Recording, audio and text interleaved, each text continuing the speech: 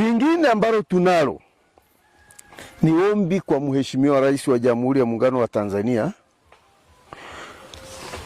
kupitia dhana ya maridhiano ambayo muasisi wake ni yeye mwenyewe.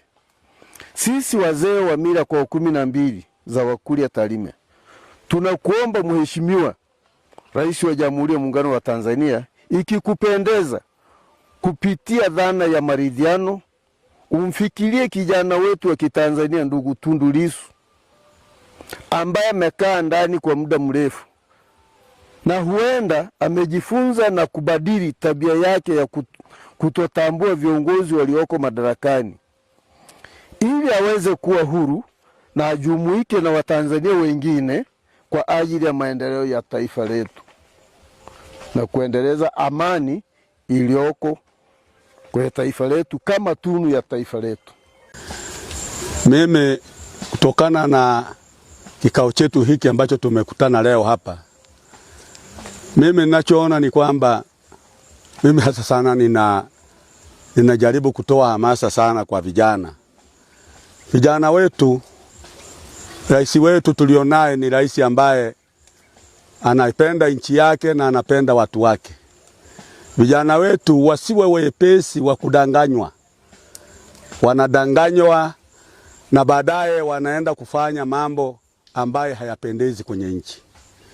Matokeo kama haya yaliyotokea siku hii ya uchaguzi ni kwa sababu ya mambo tu ya kudanganywa na watu, unasukumwa wanaenda kufanya mengine. Mtu mwingine yuko kwake amekaa huko Ulaya, lakini anafanya msukumo usiokuwa na msingi.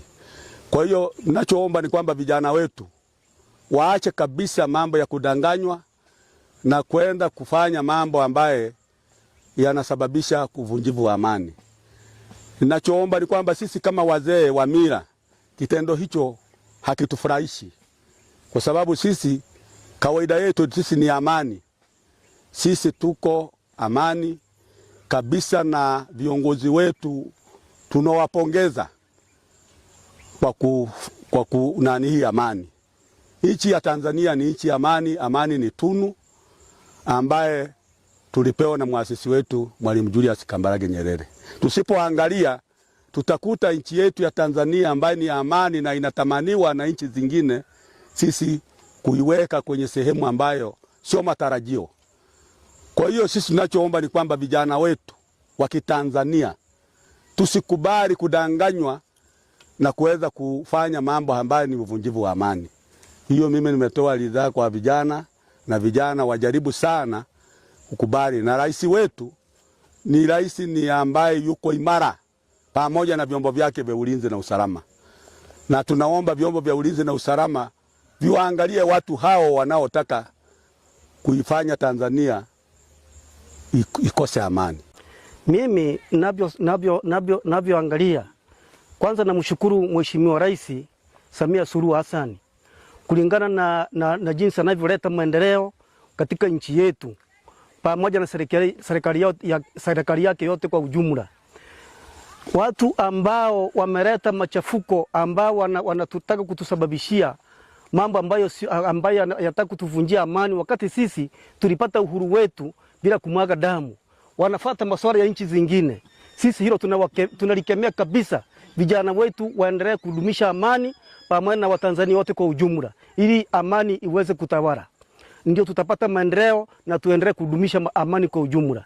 Na kitu ambacho nataka kukizungumzia ni kwamba sisi nchi yetu tuna uhuru wa kutosha, na watu wote wanaendelea vizuri na maendeleo yanaendelea vizuri, na hatutaki kusikia tena vijana wetu kutoka kwa ya kwa 12 ya Wakurya wote kwa ujumla wanaleta masuala kuvunja amani, kama John Heche anavyotaka kuvunja amani yetu, kitu ambacho ni batili kabisa, na hilo tunalikemea tena kwa ujumla. Hatutaki kabisa kulisikia.